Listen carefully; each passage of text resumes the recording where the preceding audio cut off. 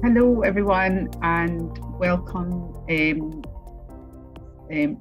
Hello to everyone today, and welcome to one of our first webinars that we are hosting in Wales on the first of a series of awareness events around organ donation and health in Wales.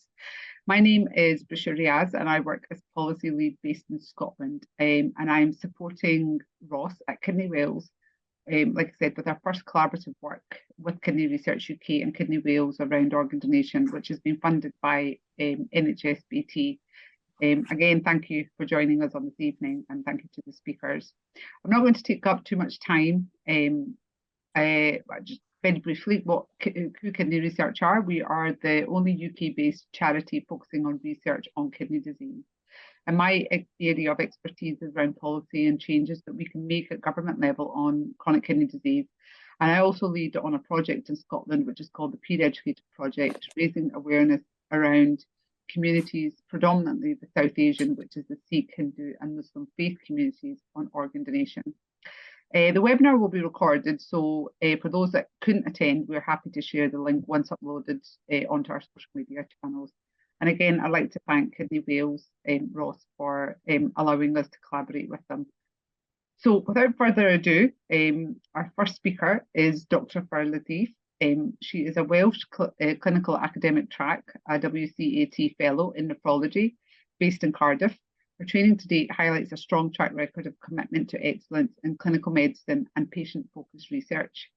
She's graduated with merits from Barts in the London School of Medicine and University of London, and she's moved now back home to Wales to complete her clinical and academic training. She's completely obtained, having competitively obtained the prestigious Kidney Research UK Stonygate Fellowship. Farah is a firm believer in the power of patient and public involvement and engagement and to drive better health outcomes. And she's been involved in multiple NHSBT funded projects focusing around organ donation and transplantation. So welcome, Farah, and I will pass over to yourself. Thank you very much, Bishra, for the kind introduction. I'll just share my screen with my slides.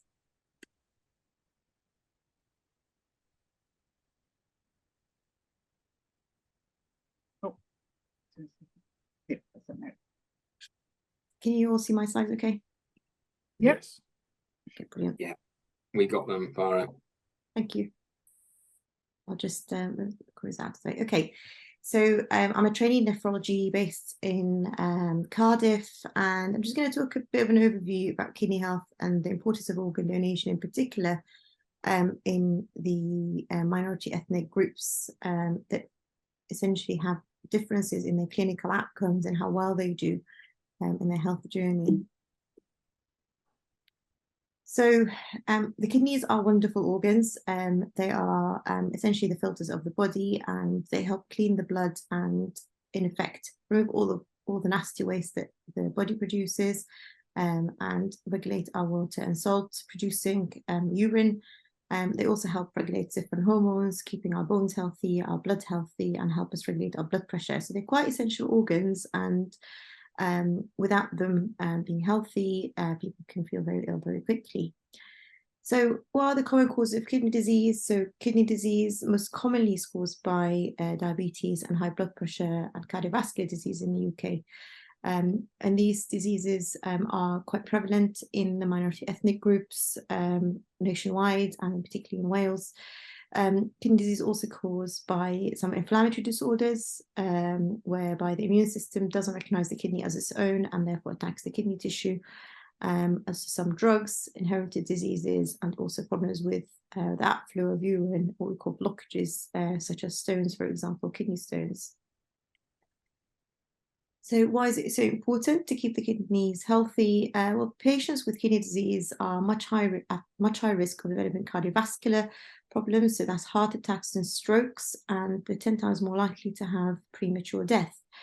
And approximately, in terms of cardiovascular death, so people that die from a heart attack, 40 to 50% of them come from those patients with what we call stage 4 or 5 chronic kidney disease.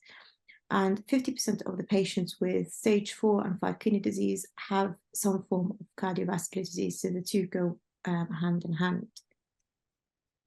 So why is it such a problem in minority ethnic individuals, and therefore raising awareness is quite important.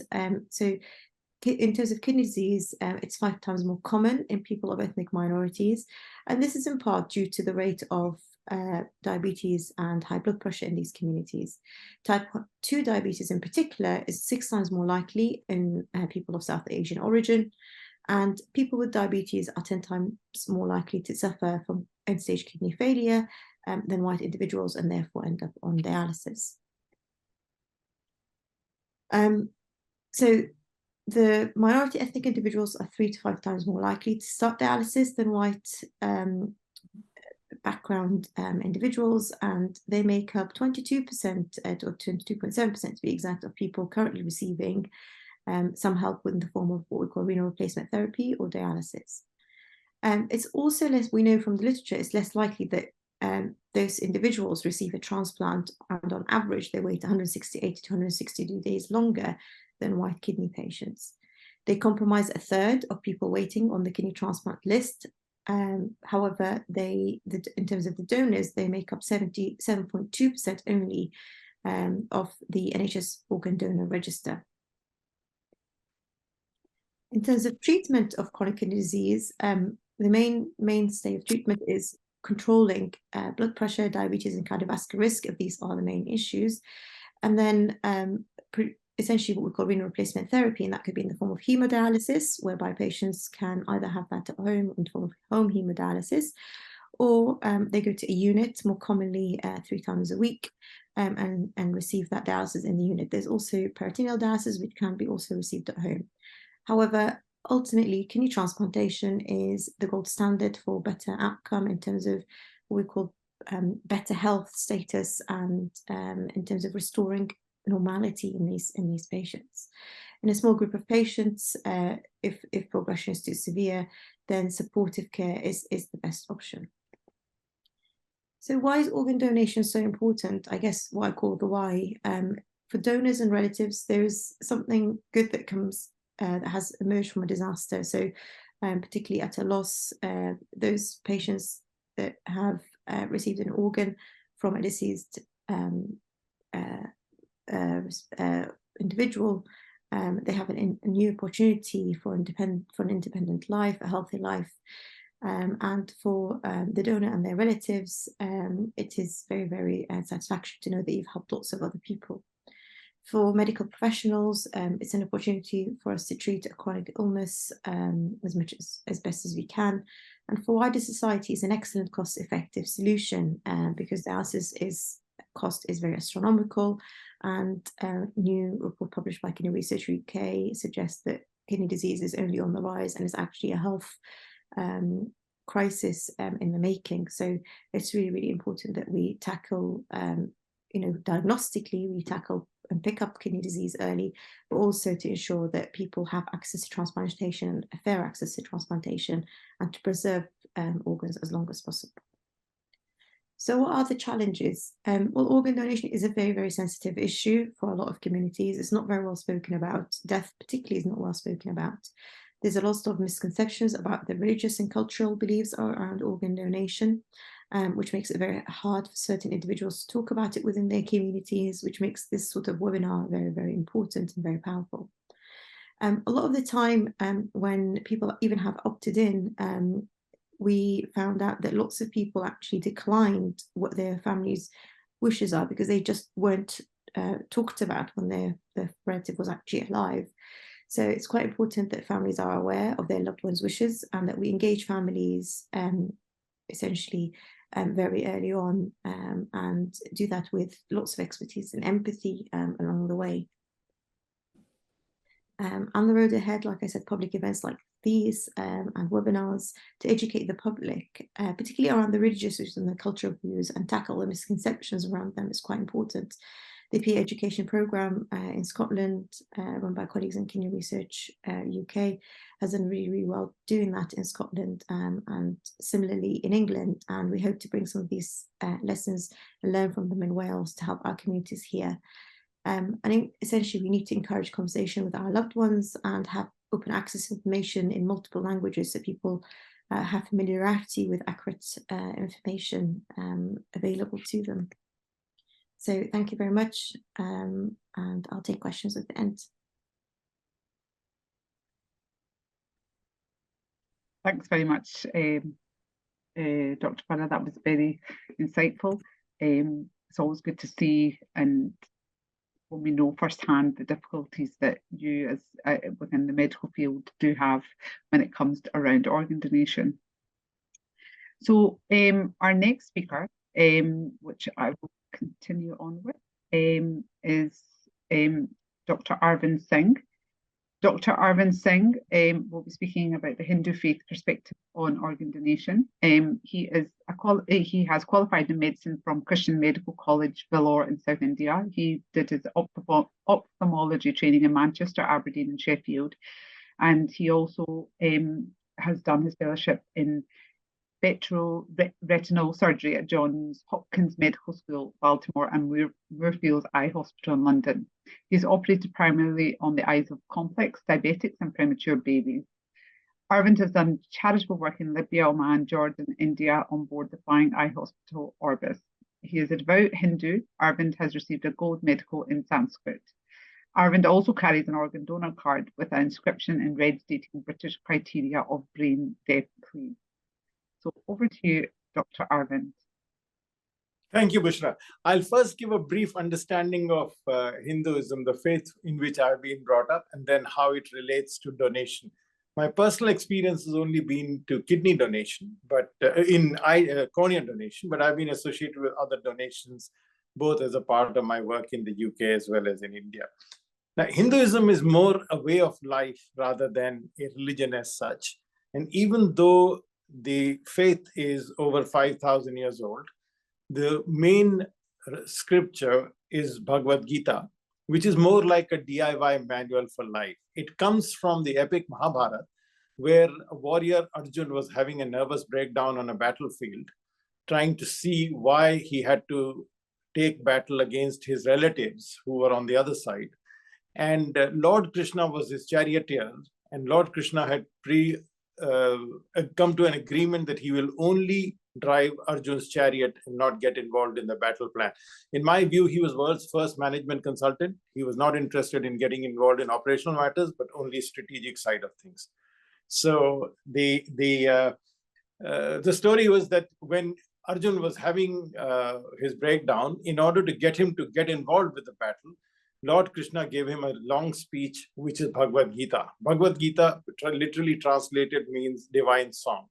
And during his speech, he makes a lot of day-to-day points which Hindus take as the way of behaving itself. But the most significant one is that Lord Krishna tells him that whenever there is downfall of good and uprise of evil, I come to earth in a human form to guide the people. So a Hindu who knows his faith must accept that he can worship God through Jesus Christ, he can worship God through Prophet Muhammad, he can worship through Lord Krishna or any of the prophets. Because a Hindu must, following his faith, must believe that all prophets lead to the same God. They came in different geographical locations at different times of the year, but they carry equal value. So for a Hindu, it doesn't matter which prophet you believe in, but it's your commitment to the prophet which is more important than the fact that you worship God. So with this in mind, as part of the lecture, a significant proportion is dedicated to death and charity. And the Hindu concept of death is that like a person discards his clothes at the end of the day and puts on new clothes, the soul discards the body at the time of death. So as the soul has already left the body is left without any emotional or practical significance. And therefore, when donation became the essence of Hinduism, organ donor came very easily because you've got a body that is not going to be any use to anyone, except perhaps fertilizer if you can compost it properly. Then why not donate bits of it for common good? There was also a cartoon that somebody made or a video film where he says, you know, here's a picture of my car. Would you be happy to have your car buried with you when you die? Would you be happy to have, in my case, my favorite fountain pen buried? No. If none of us are willing to have our valuables, either buried or cremated with us, then why do we have perfectly functioning organs being buried or cremated when a person passes away? And for a Hindu, the death is more of a beginning of next life rather than the end of anything. And therefore, having an opportunity to do good even after death will, at least to a Hindu belief, bring in a better next life or something better in next life. Unlike the Egyptians who buried horses and cows and a whole lot of other living things along with their people when they died, Hindus don't include anybody else because we don't believe that we are going to be in heaven riding a horse or driving a car. So it is very important for us to make sure that not only do we donate things to charity while we are alive, but we donate our organs or allow our organs to be taken if they can benefit a human being. There have been stories of donation in our scriptures where a family did not have enough food for themselves, but received a guest, and they gave the guest all the food that they had, not considering themselves as needing the food. And then God subsequently arrives and in a human form and honors them for having done this. Similarly, there have been occasions when a warrior who was given a divine protection, divine suit of armor, which with the boon that he couldn't be killed by anybody as long as he had the armor on. And his mother comes to him and asks him to give this armor to one of her sons in the other side of the battle who were fighting these people. And without thinking twice, he gives his body armor to his opponent, knowing fully well that that will almost guarantee death. So donation is a very important concept in the belief that any donation sort of gets us frequent flyer miles with God and looks kindly upon what we do. So donation, organ donation, from a Hindu perspective, is even more important than what good deeds we do in our life. But with all the modern norms of behavior, we are still dependent on our relatives to honor our wish because we are not there after death. And even with the system of opt-out, I'm told the relatives can object to a person's vision. So it's very important to have a discussion before this.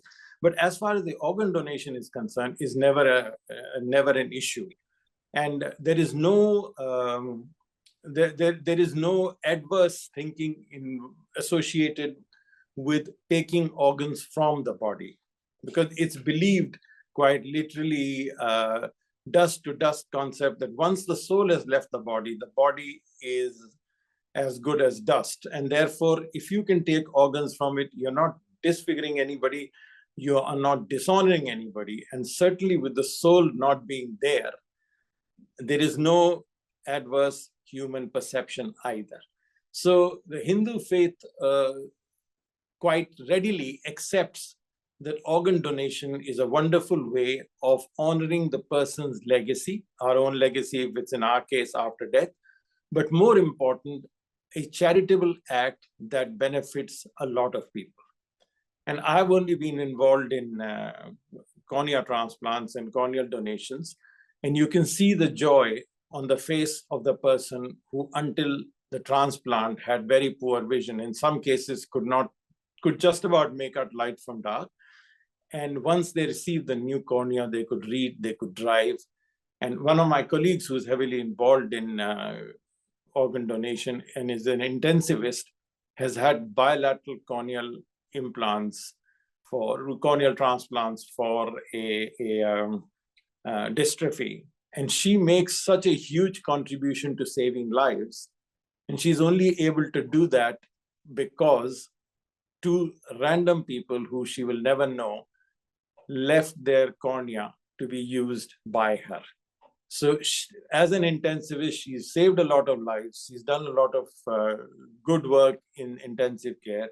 And if you see that, she is a devout Hindu herself, makes you realize how much good can be done by organ donation. And in the Hindu faith, there is absolutely nothing against not sharing your organs with people who it can benefit after our death.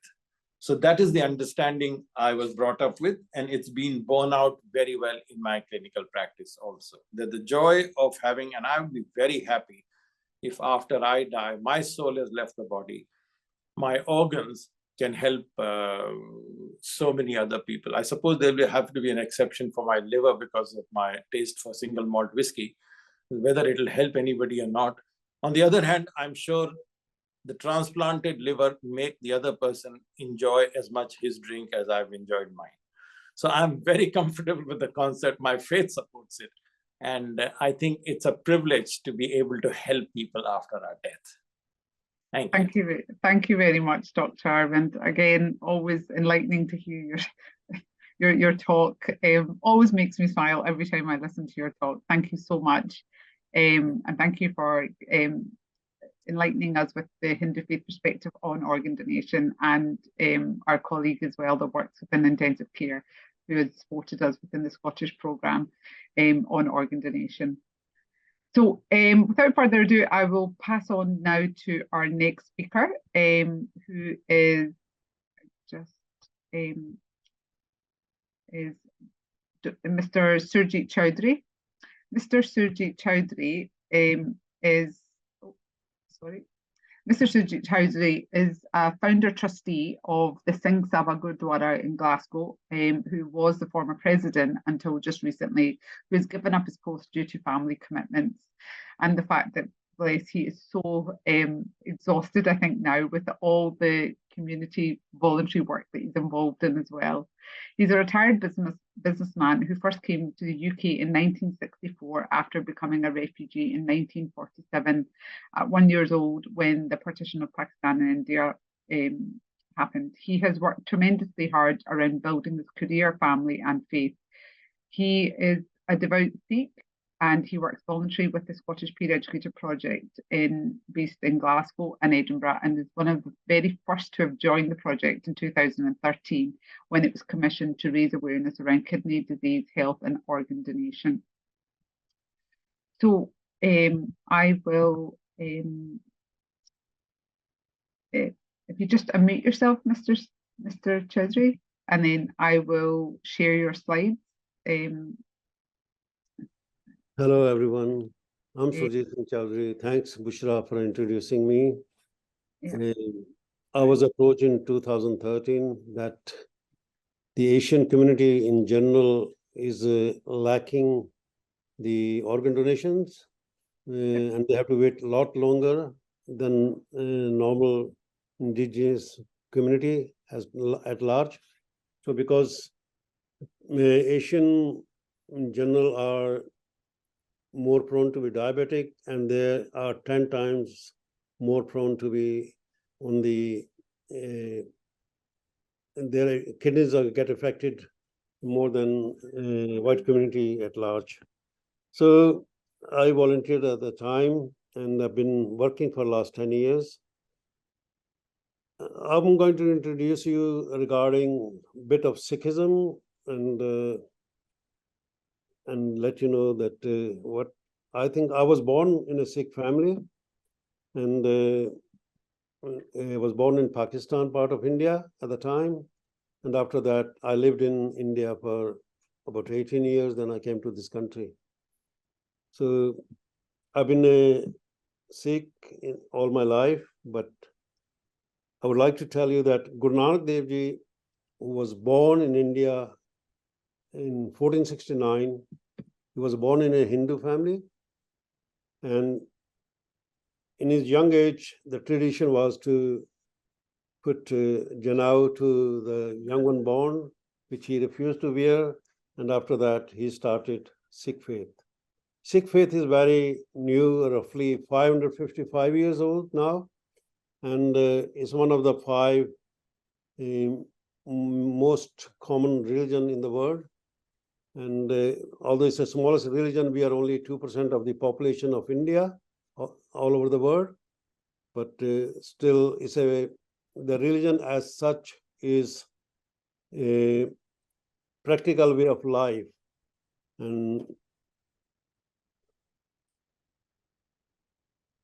Sikhism is universal religion, and Sikhism is opposed to all the ritualism and formalism. Sikh does not enjoin blind faith. So it's a practical way of life. First principle of the Sikh is he must thank Almighty God in the morning and evening and every time of the day. Then he must earn honest living. From the honest living, he or she must keep the percentage of their earnings for the good causes, which it could be helping the poor, helping the needy, and for their religious things. So in Sikhs in general, that's the basic of the Sikhism. Next slide, please.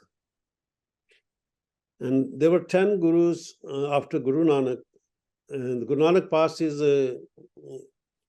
guruship to one of his follower who was Bhai Lena, and he didn't give his guruship to his sons. He passed it on to somebody away from the family. And when he was following all along of Guru Nanak's teaching, so Guru Nanak gave him a new name after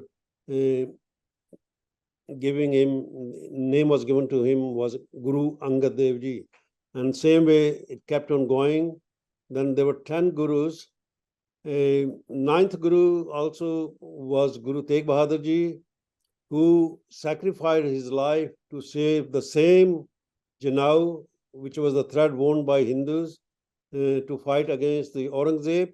He was asked to, if you can convert to Guru Tegh Bahadur to Islam, then everybody will convert to Islam, which he failed.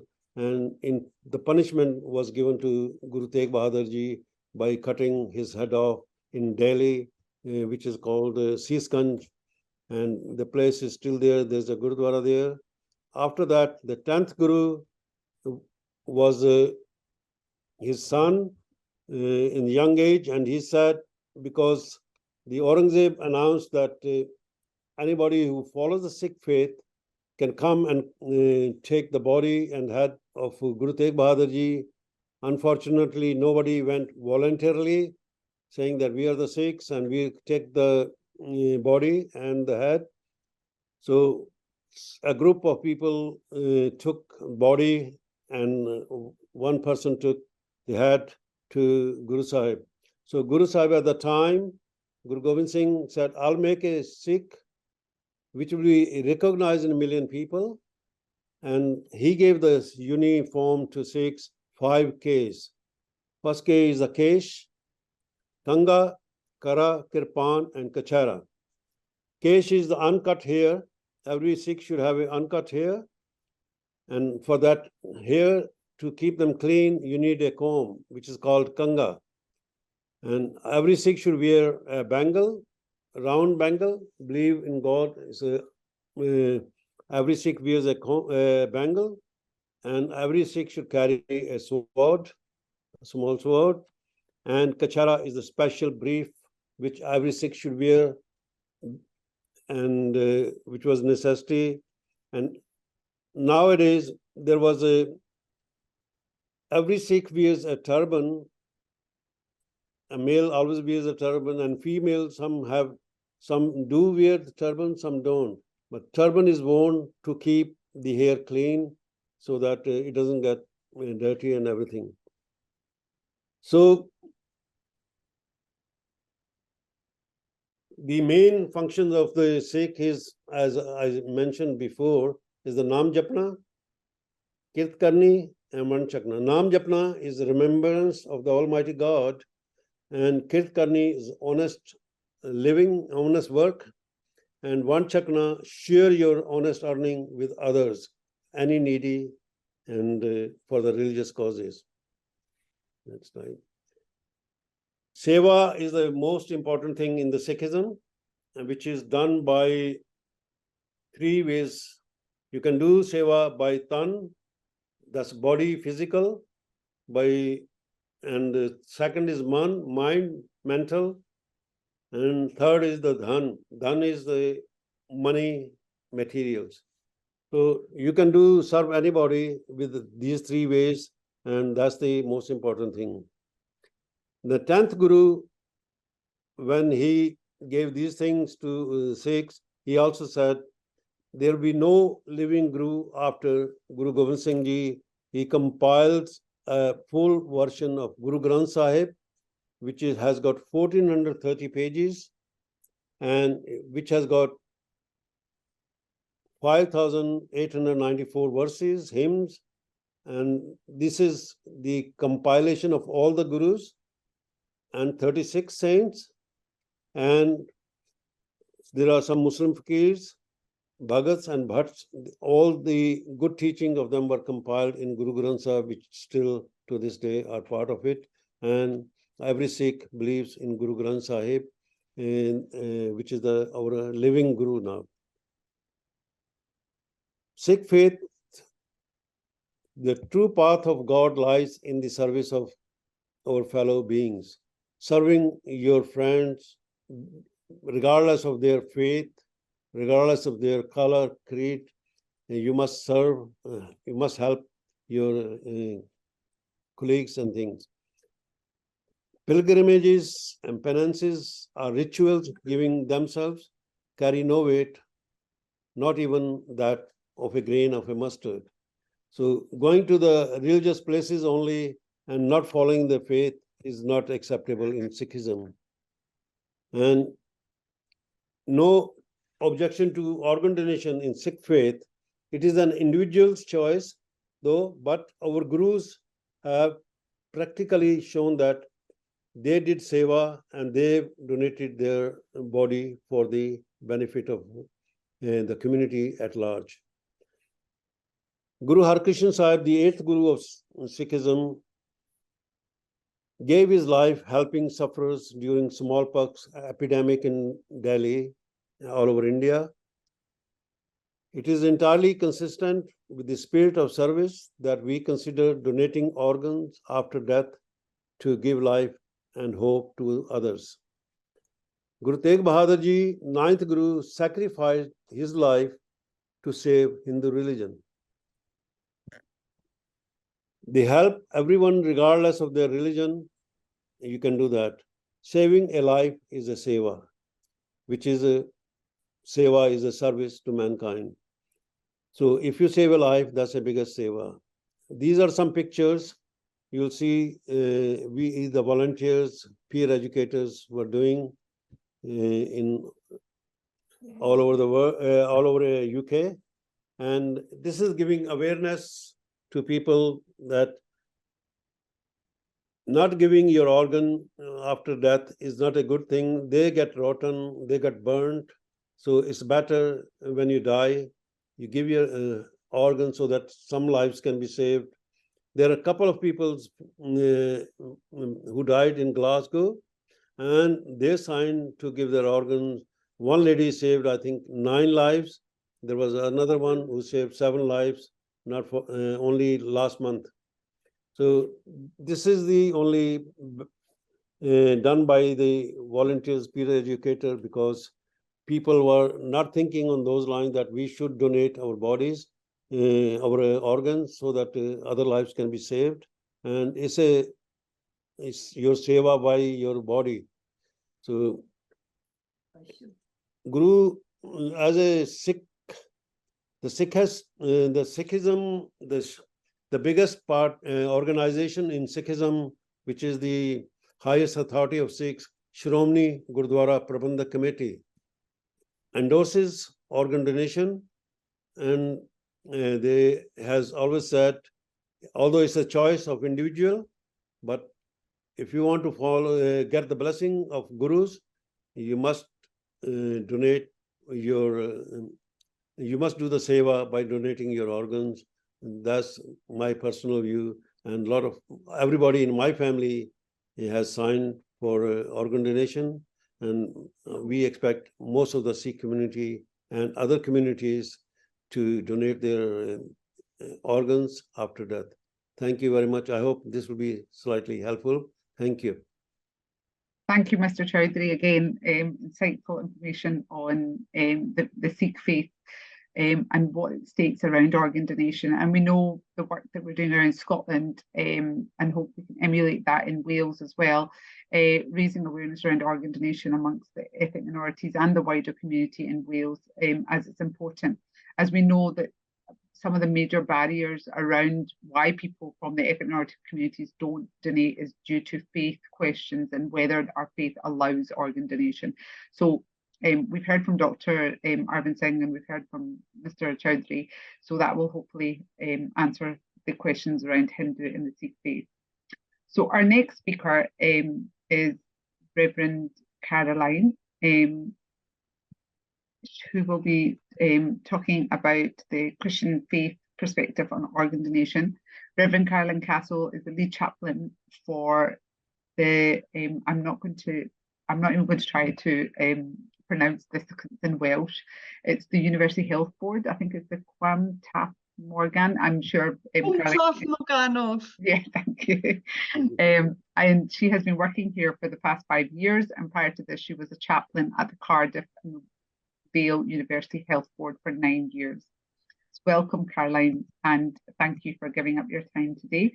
So I will just share your slides so we can just give me 1 second. Okay, I'll start while you do Yep, that. yeah. So in regards to organ donation, my story began when I supported a donor's relative through the process with the SNODs, which is the Specialist Nurses for Organ Donation. This took place over a few days, and I was actually amazed at the time and the depth of what was required to find out all the research that the nurses had to do, and sitting and journeying with the next of kin during that period was quite an honor, if I can say it like that.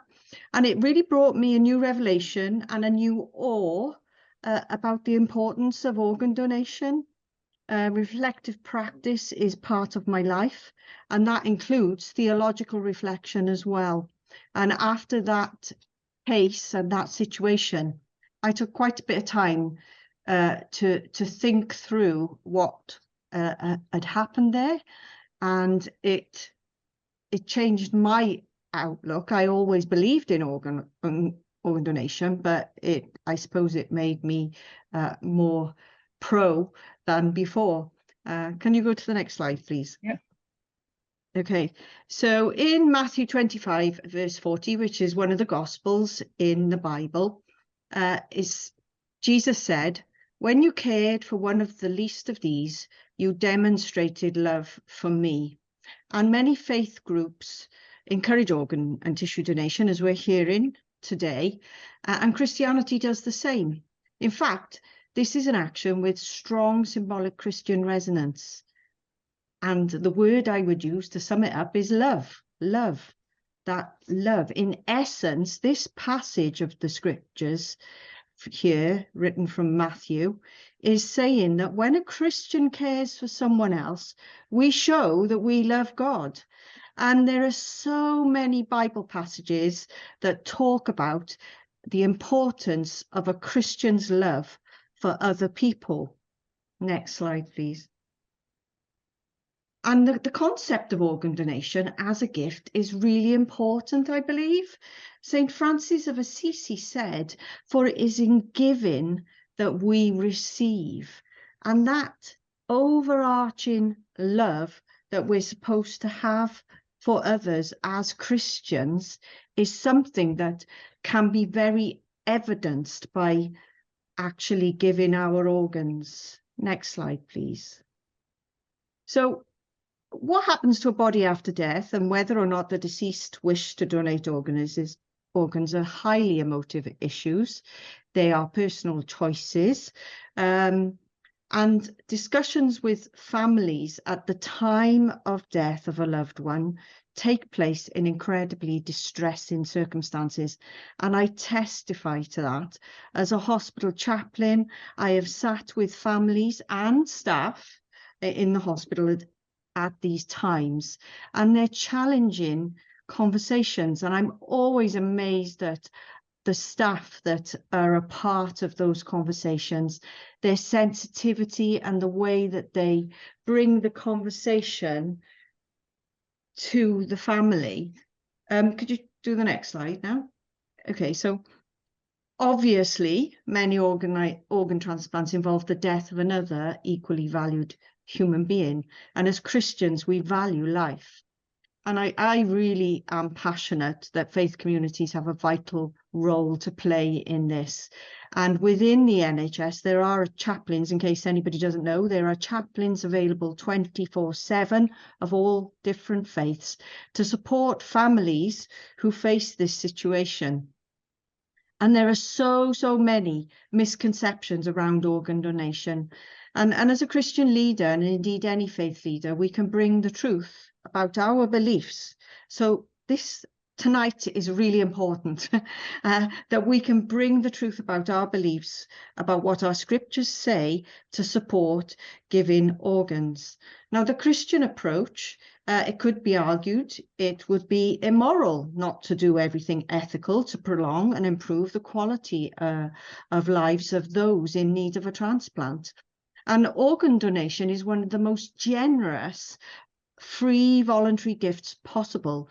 It's a gift given to enable another to live their life in more abundance. And if you haven't seen this site before, Flesh and Blood, I'd encourage you to take a really good look at it. It's a very good site that supports and shares information about organ transplantation.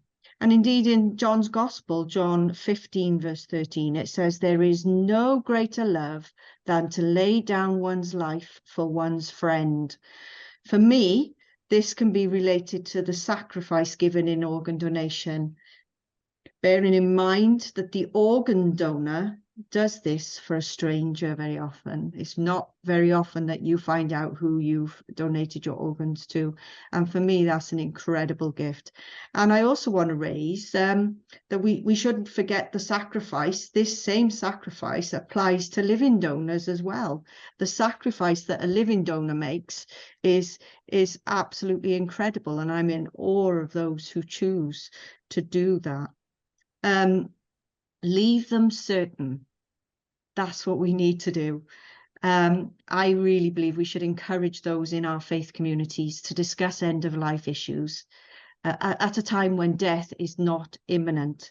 These discussions naturally include organ donation, the questions in it, the misconceptions. They can be raised at this point. For example, one of the misconceptions that I hear a lot is, I don't want to go to heaven without my organs. And people believe that. And we're able to talk to them about the fact that it's the soul that goes to heaven, not the body. And that can really help people in their decision making. But if these conversations have happened before, it actually brings a peace when the loss occurs.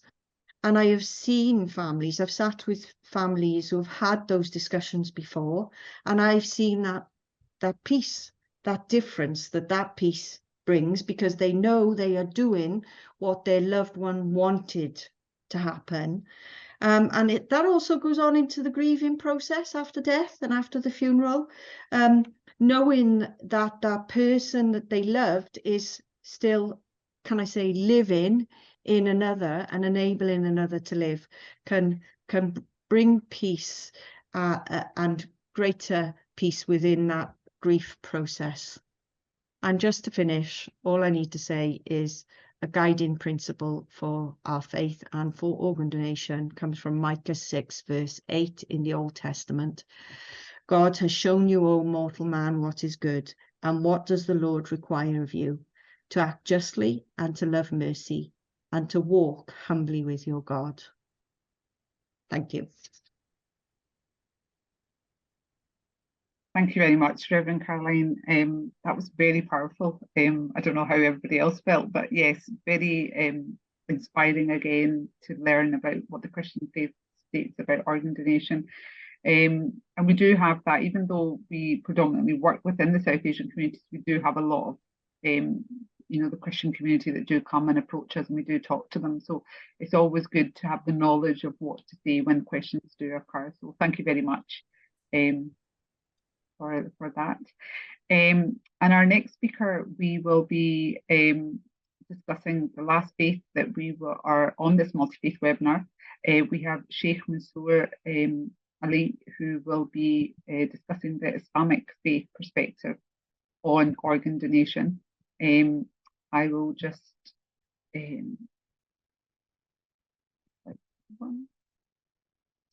yep, and I'll just pass it over to yourself, Sheikh Mansour, and you will share your own slides. Is that okay?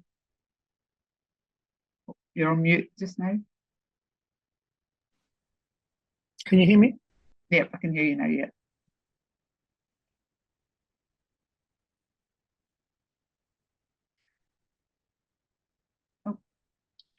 Can you see my screen? Yes, I can. Yes. Okay. Thank you very much, everyone, and thank you very much to my esteemed colleagues for elaborating us and enlightening us with their own kind of faith perspectives. I don't have the charisma to be able to match those, but I'll try. I'm a researcher here at Cardiff University, and I research in Islam and ethics.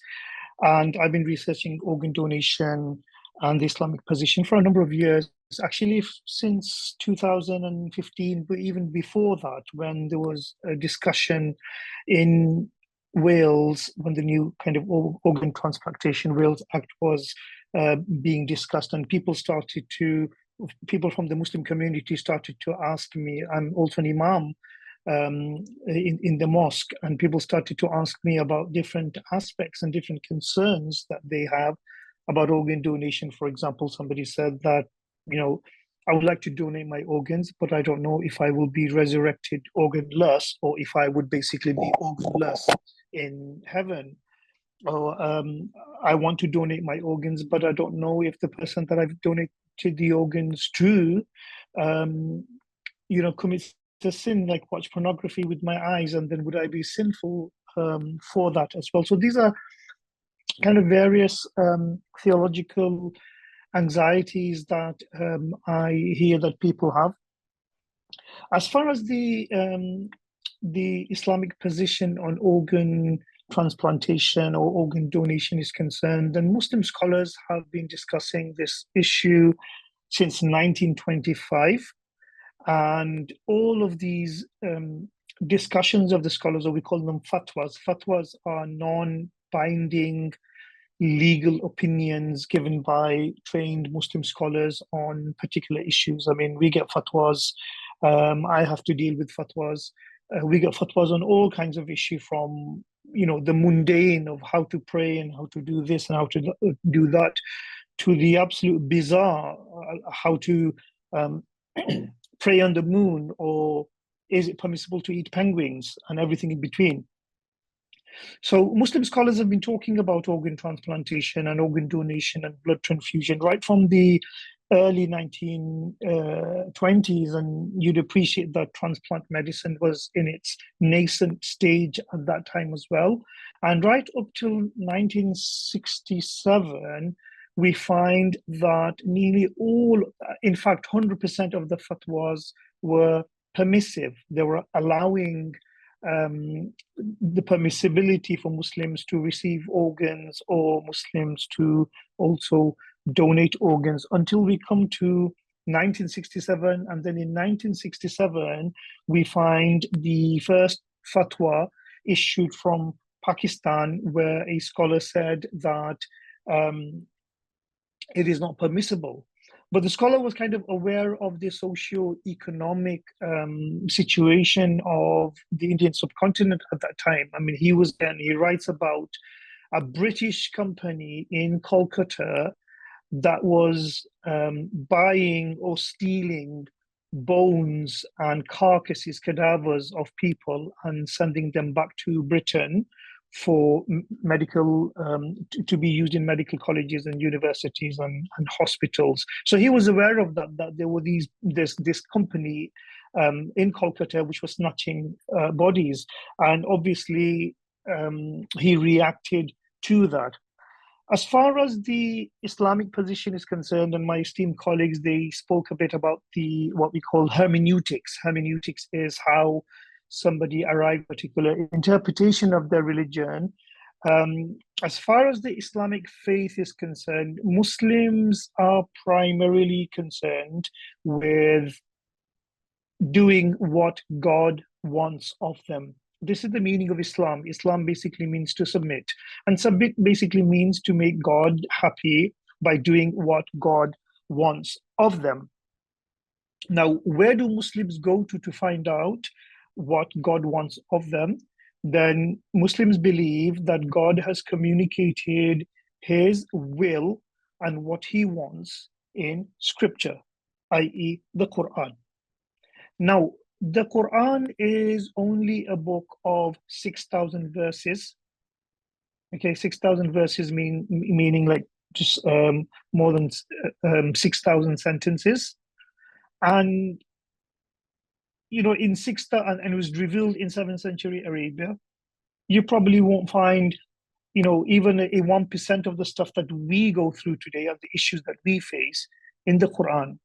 So how do Muslims find God's will in the Quran? And how do they live their lives according to God's will? This is where the scholars come in, scholars who are trained to understand hermeneutics, to understand textual interpretations. They look for patterns in Muslim scripture, and then they extrapolate what they think, if God was to articulate or express an opinion on something today, what they think he would have said. Okay, so this is obviously it is subjective. It is subjective on the scholar who is doing the extrapolation. As a result of this, excuse me, as a result of this, what we do get is we get differences of opinion, because nobody can say that this is God's will. Nobody can say that.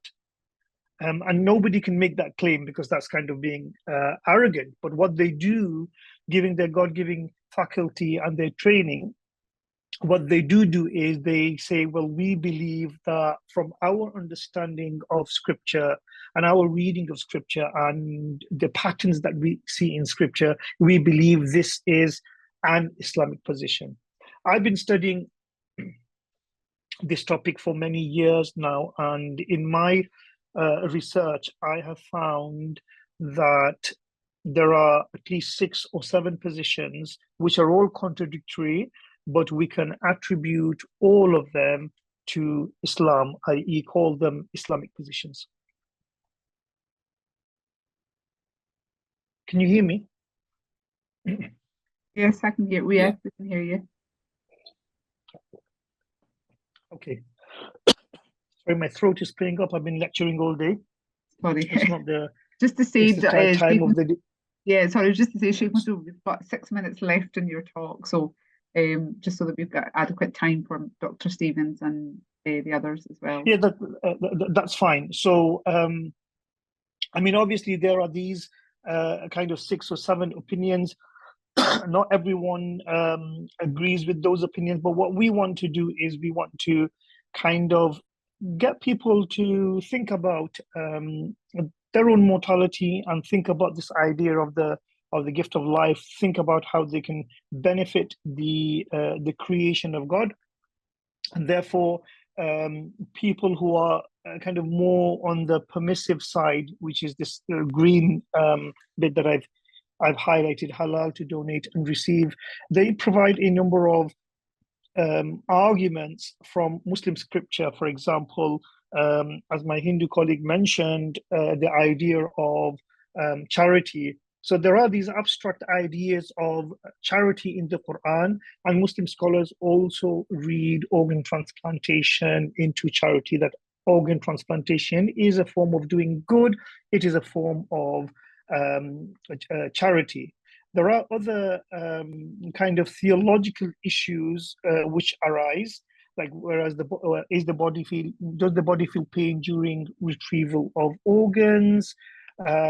Would we be resurrected organless? So this is a primary concern of people.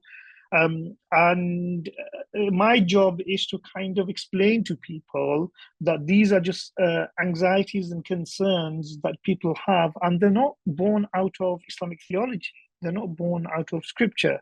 So there is an interesting thing which is happening here, which is that the Muslim scholars, most of them are saying that organ transplantation in Islam is permissible, and yet we find that there is a pushback from the Muslim community, and their kind of pushback is based on religion, that they think that it's impermissible religiously, whereas the Muslim scholars, who are the gatekeepers of chronic hermeneutics and explanations, have already explained that it is permissible. In my research, where I try to kind of go deep down into people's thought processes, I realized that religion is actually a thin veneer. It is actually a smoke screen for something which is more personal to people, and they're not able to kind of articulate what they're actually really feeling. So what they do is they take refuge in religion and say that our religion does not allow it. In my research, I've come to the realization that most of the time people, they don't agree with organ transplantation is not because of religion, but because of the fear of going in for operation, the fear of being cut open, be that alive or be that dead. When they're dead, it's just this fear of being cut open. People just don't want any kind of invasive interventions to happen to them, be they alive or be they dead. So this is actually the main cause in my research of 6 years that I found, and the religious concerns or the religious trepidations are actually pretexts. I think I'll leave it there, Bushra, and I'll let, if people want to ask me more questions, then I can take those questions afterwards. Is that okay? Yeah, that's perfect, if that's okay with yourself. Yeah. After I think we've kind of covered all the basis around the different schools of thought around the Islamic perspective on organ donation. But thank you very much, Sheikh Masood, for that. So our next speaker, I'm just conscious of time. I know we've only got half an hour, so want to make sure there's adequate time for the other speakers. So sorry.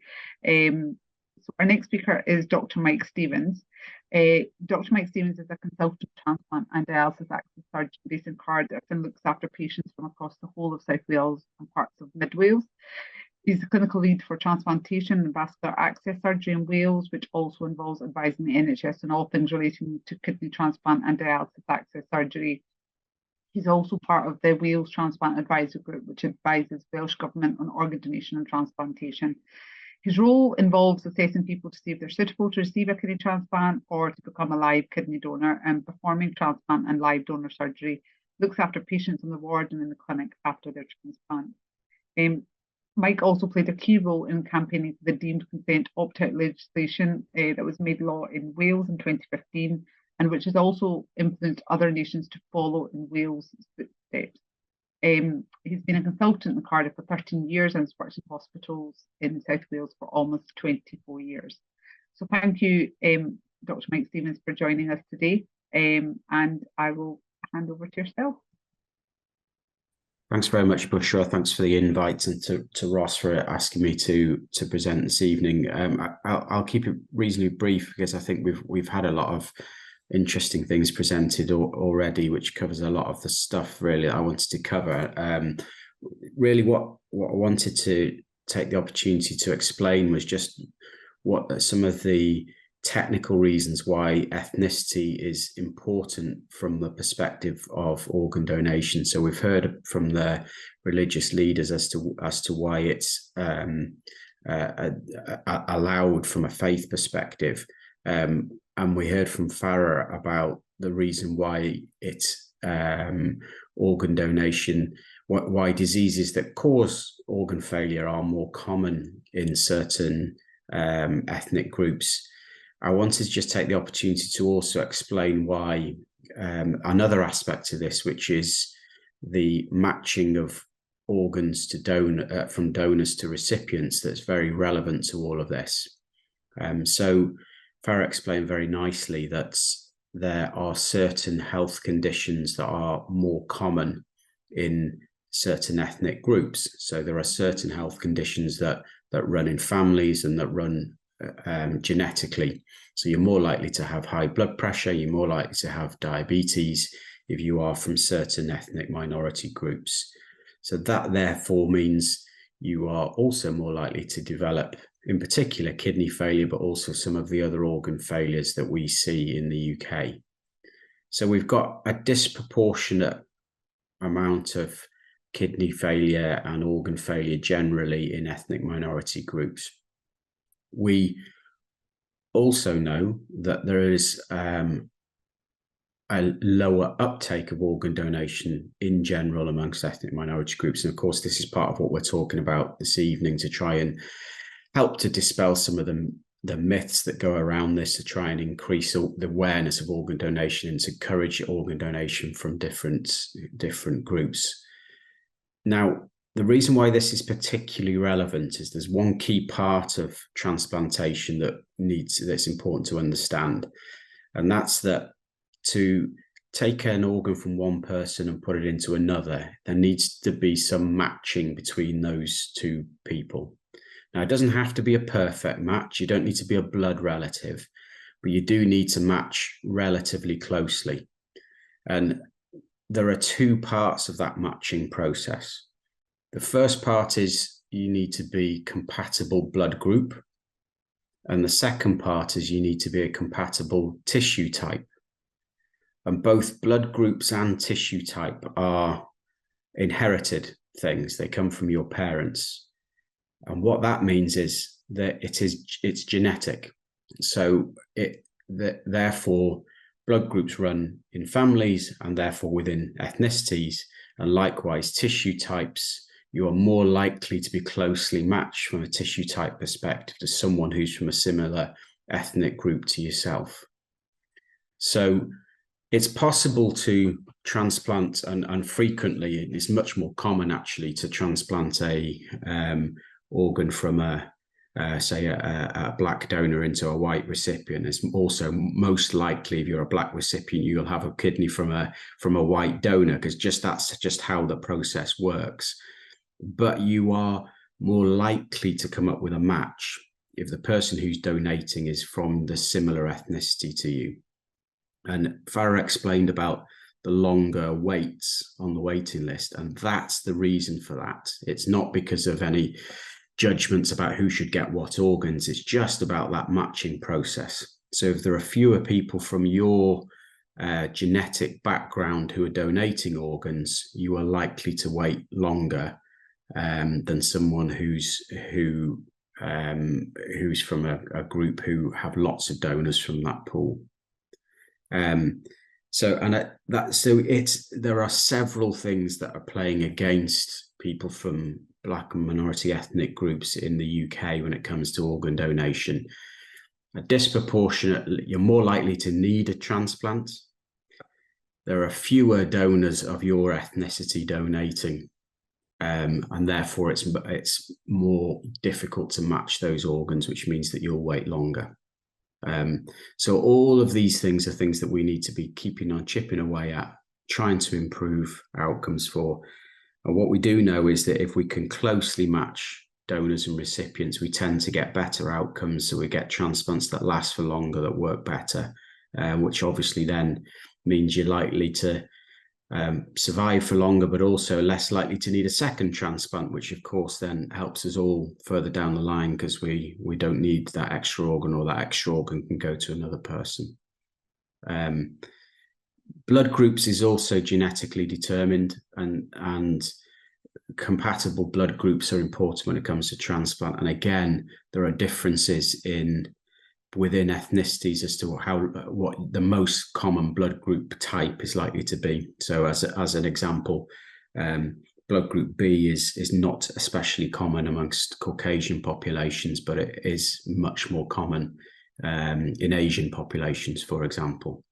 So the same things apply. So that's the rationale why ethnicity is particularly relevant to organ transplantation, and why we need to keep driving this discussion and keep on trying to reassure people about the process that are involved in organ donation and transplantation, so that we can increase our donor numbers and make sure we get organs for everybody who needs them.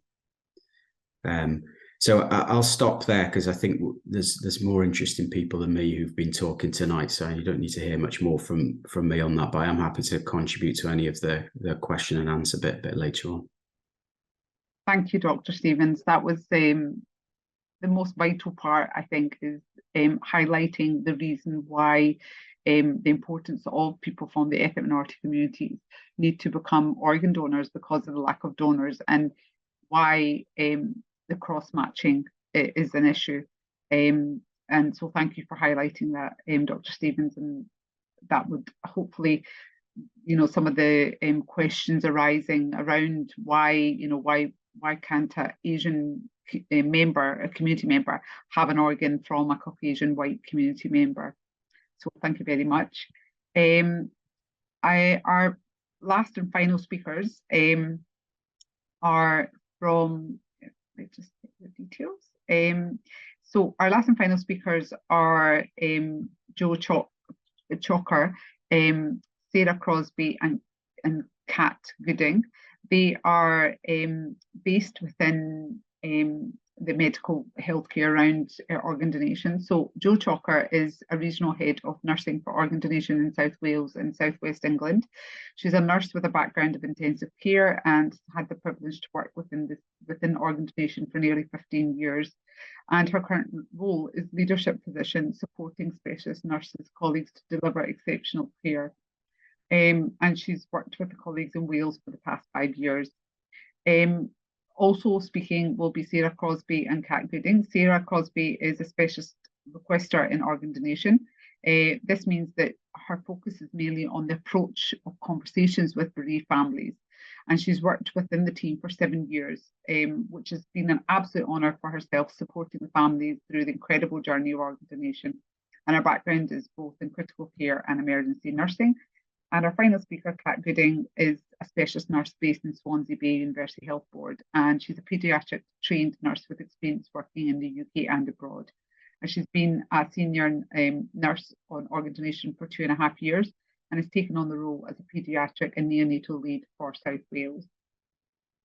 So I will pass over to Jo, if I just share my screen, and I will. Thank you, Bushra, and thank you so much for the invitation. I've learned so much. It's been a really inspirational and insightful evening, so thank you. So I've been asked to speak on organ donation and the law in Wales. So I just want to give you a really brief overview and introduction, and then I'm going to hand over to Sarah and Kat, who will talk to you about the nursing aspect and the process, just very, very briefly.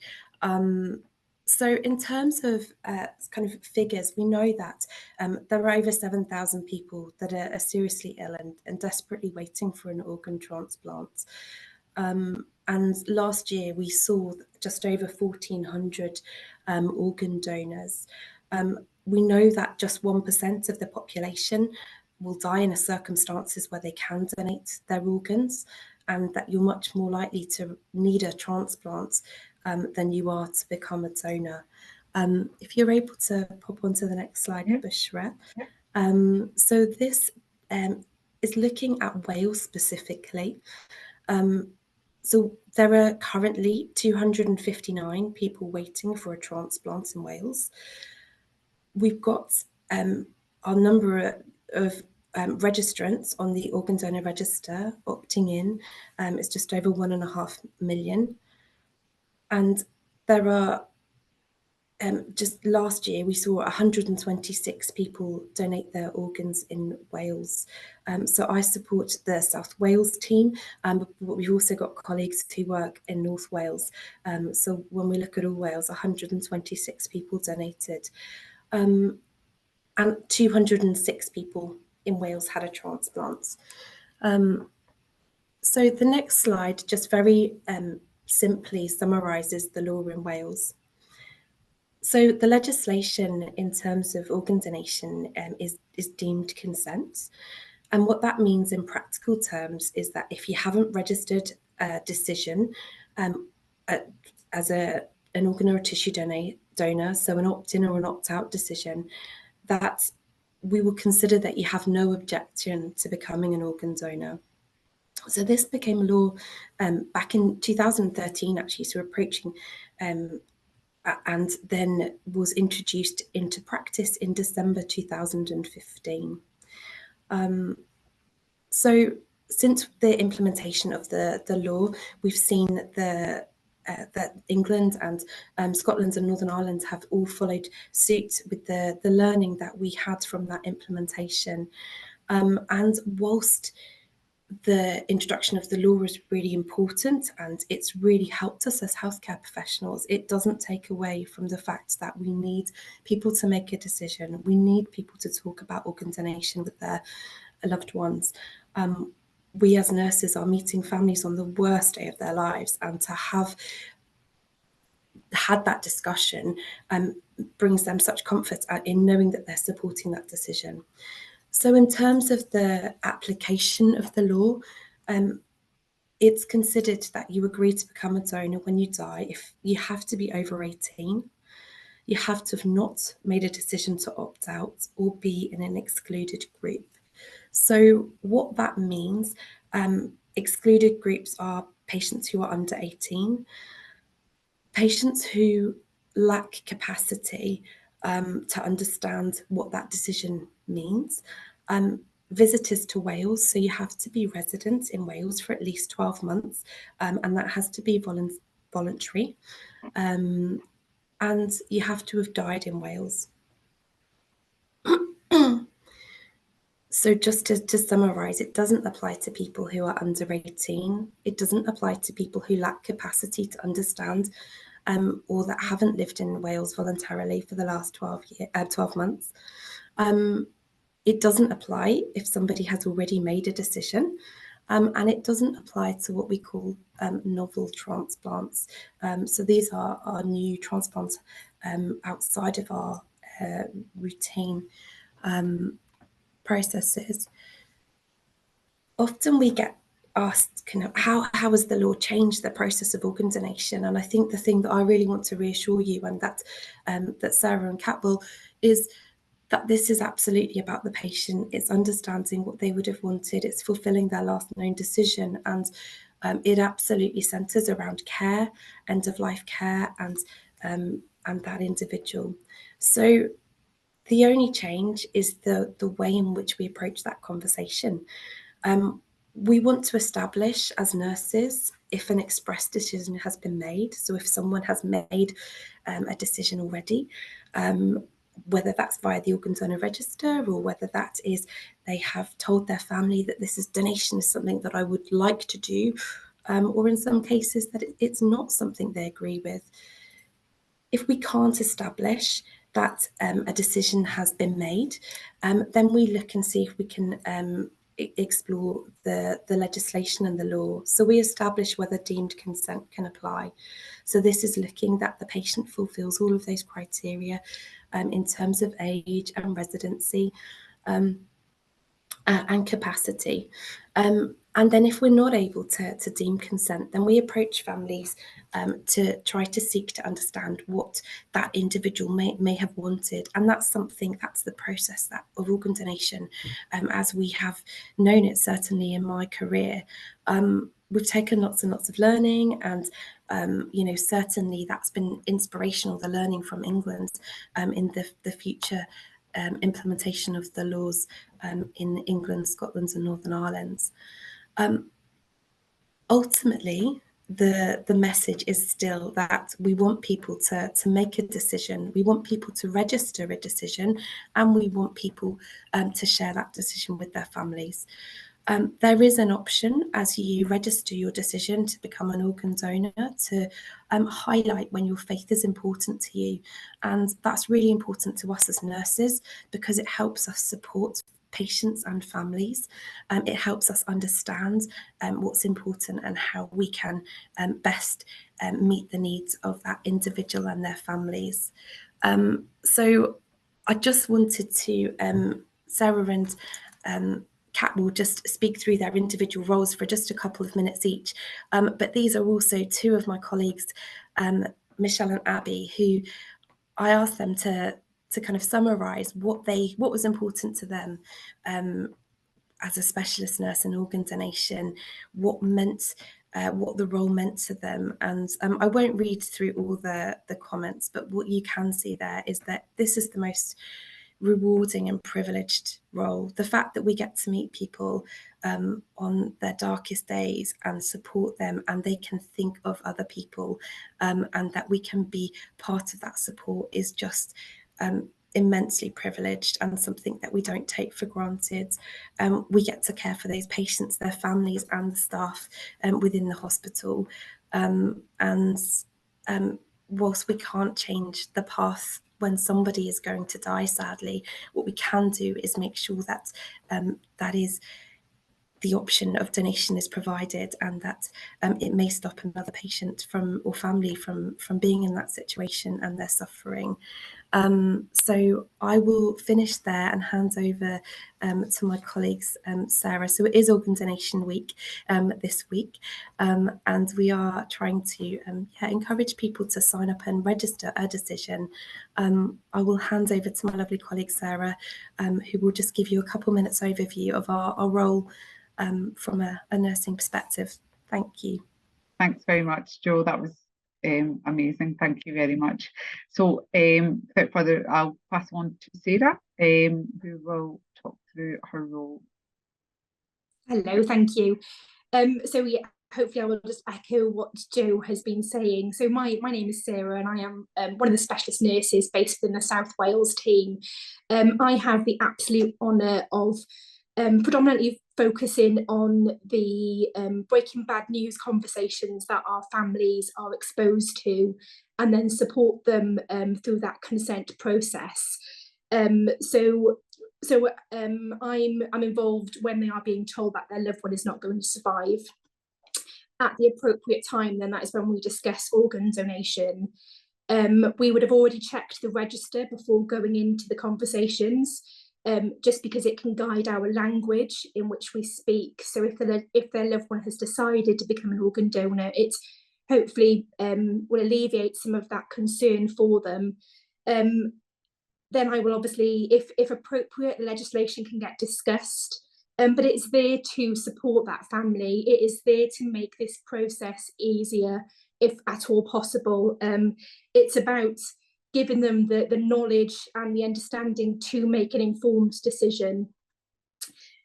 So one of my main roles is to alleviate some of these misconceptions that you have all highlighted throughout this evening.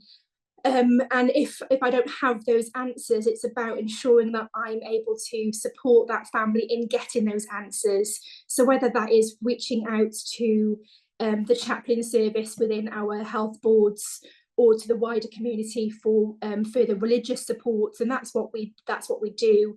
The conversation, that it's not normally a quick conversation. It can take hours. It can take as long as the family need. So that's a really privileged to be able to sit and spend that time with them at this awful thing, this awful process they're going through. But obviously we focus on holistic care as well. So it's things about providing keepsakes and things like that for their loved ones. So we were able to give some end of life boxes. So it's not all, the conversation isn't all focused about organ donation. It's about ensuring that their decisions in end of life are met, and whether that's they would like some keepsakes, things like handprints, hair locks. We focus on the person as a whole, and donation is just part of that conversation. And then obviously once if we have consent, then it's my role then to document the formal consent and go through a medical and social history with the patient, with the family. Again, normally takes about an hour of their time. And then in the background, then we've got another colleague, such as my lovely colleague Kat, who will I hand over to, and she continues the process. So I will hand over to Kat to tell you about her role. So from once we have obtained consent from a family, and this is actually the part of the process that Sarah and I were involved with last night, we move on to characterization, and this is the bit of the process where we start building that picture of our potential donor, to ensure that transplant would be safe. We do a number of things, kind of starting from sending off some organ donation bloods, finding out about tissue typing, doing some basic virology to make sure that actually any further transplant will be safe. We go into speaking to our coroners to making sure we have permission for organ donation. We'll speak to start building some background in terms of speaking to GPs, looking at the admission details of our potential donor. And once we've built that picture and we've got to a place where we know that, or that we think that donation would be safe to move forward, we will then register our potential donor with hub operations who are based in Bristol, and they will start offering those organs on our kind of register. Previously, that's something that's been done with SNODs, but I think the developments in the sort of operations that we can do has changed so much and developed so much that it's an incredibly complicated process now. So that's done centrally. Once we have organs placed, we'll then mobilise our National Organ Retrieval Service. So that's our specialist surgical team, and they're based in about 12 sites all over the UK, and they will come to us. So if we're in Aberystwyth, our teams will come to us. If we're in Cardiff, they'll come to us.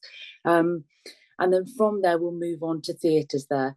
And within the theatres, we will always make sure that there's a really special part of that process, a moment of honour that we will do with families and with our surgical teams to honour the amazing thing that this person is going on to do and the lives that they're going on to save. Retrieval will then take place in our theatres, and then last offices. And this is one of my favourite parts of the process, actually, which might sound a bit odd, but it's when everything becomes calm. We can support all the end of life care wishes for our families. So music can be played, pajamas, particular pajamas or clothing can be worn, and family members are invited to be involved in that if they want to. After that, then we will make a phone call to the family if they didn't want to be involved in that part of the process, and just let them know that what's happened in the retrieval process. We provide a follow-up phone call to families 6 to 8 weeks after donation, and during the consent process, families will decide whether they would like to receive any letters, follow-up letters in relation to the retrieval process. Moving on from there, our donor families can always get in touch with us through our donor family care service, and we offer a number of sort of memorial events and opportunities for families to come back and be together and to meet other donor families as well. I think that's the process that we're involved with, and if there are any questions afterwards, I know all of us would be keen to answer them. Yeah. Thank you very much, Catherine. That is, I think that's one of the biggest questions that we see when we're working within the community is, what is the process that happens in the hospitals? What do they do? Is our body mutilated? That's one of the big questions that people do ask, and it's comforting to know the care and the love, which we don't doubt for a second that they wouldn't, but it's like going back to what Sheikh Mansour said as well. It's not the question about donation, it's about being in the hospital and how they're going to donate that really comes into it. So the faith, yes, that is, for many it's important, but it's also about the process, which if it's explained clearly and people are aware, I think that I always feel that it's a bigger uptake for people then to make that confirmed choice on donation. So thank you very much. I know we've kind of ran over time a little bit. I just wanted to open the floor out to any questions, even from the speakers to one another, or any of the guests that are online. Happy to take. Yes, Sheikh Mansour, yes. Thank you very much. Catherine, can I just follow up with a question? Can you just, is retrieval and transplant done by the same team? And the second question, which is actually quite a big concern for the Muslim community, is what happens to the physical organ if it fails? How is that organ disposed? So no, the retrieval, so we have our specialist retrieval teams, and then the organs would then go off. So if perhaps an organ was placed in Portsmouth, it would head off to Portsmouth, and then it would be the surgeons on site there that would transplant that organ. Mike's probably in a better position to explain that in terms of ethically and what we are, what the different roles are. But no, that's kept very, very separate. I mean, and is that because? Oh, sorry.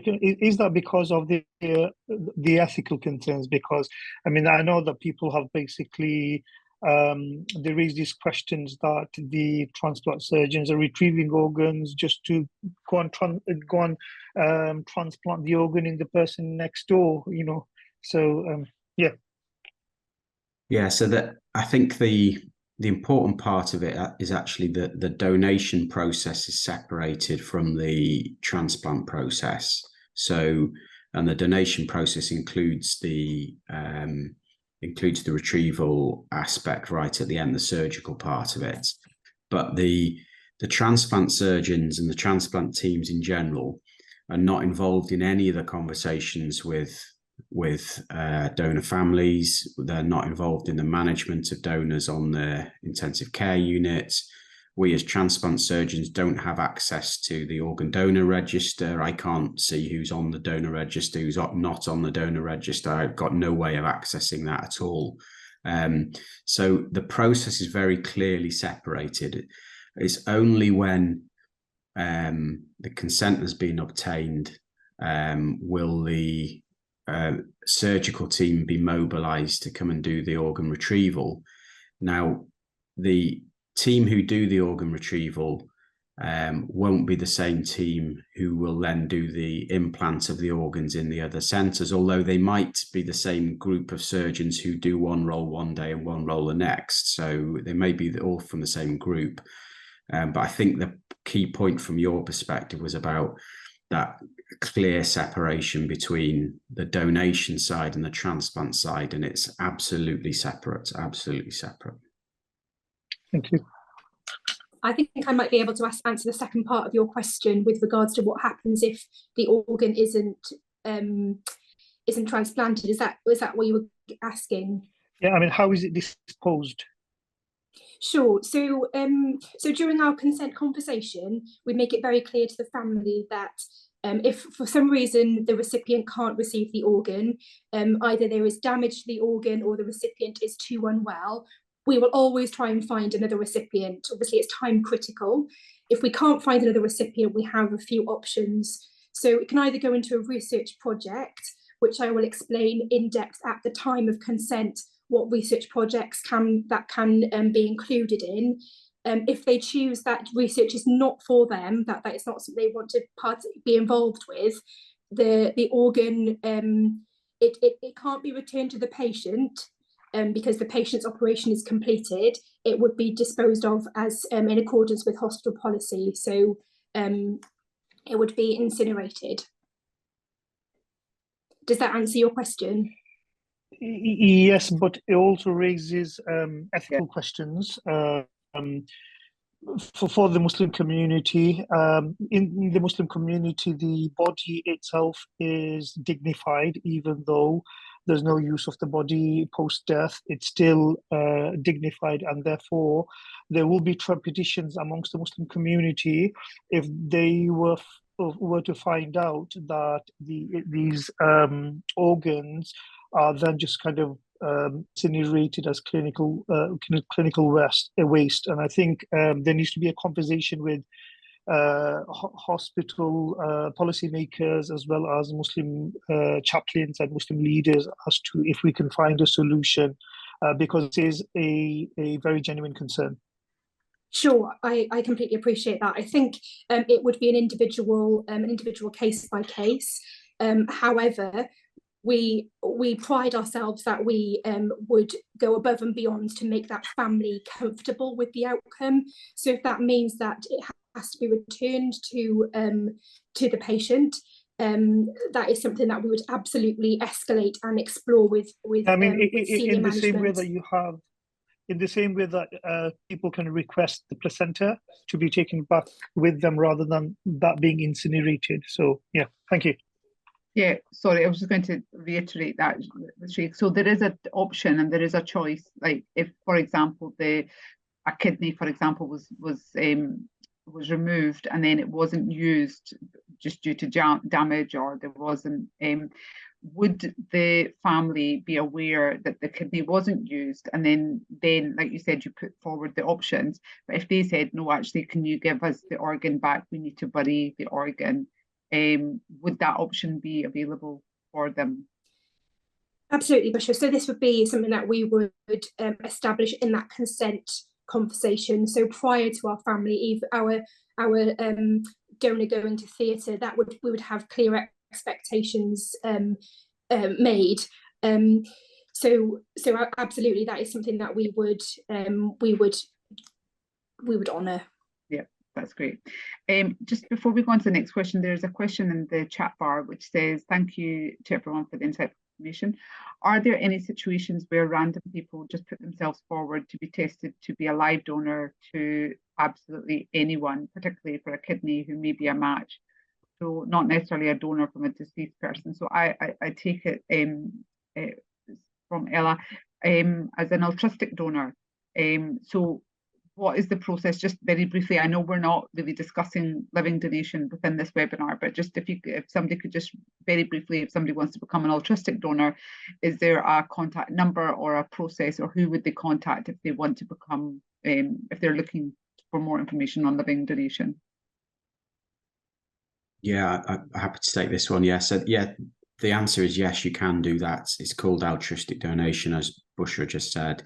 It's completely allowed, and we'll support that.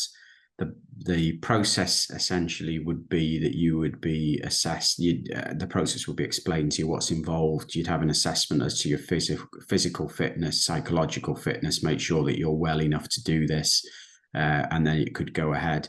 Usually, actually, you then donate into the national sharing scheme, which means that you can actually end up facilitating several transplants around the UK all in one go. So it's a very good thing if people are willing to do that.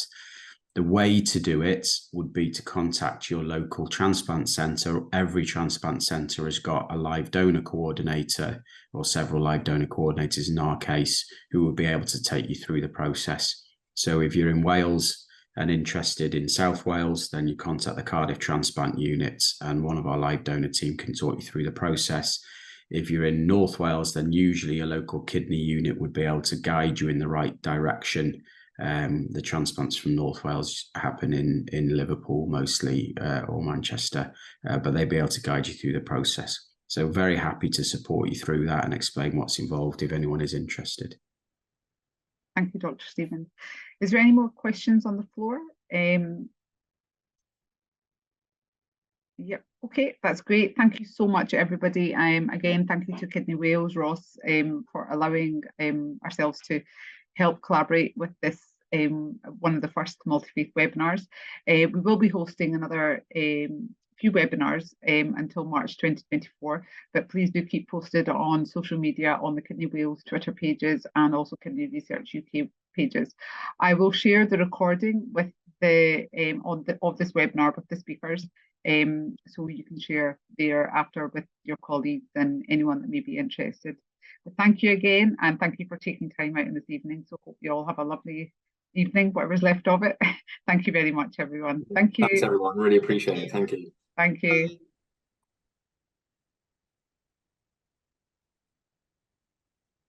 Bye.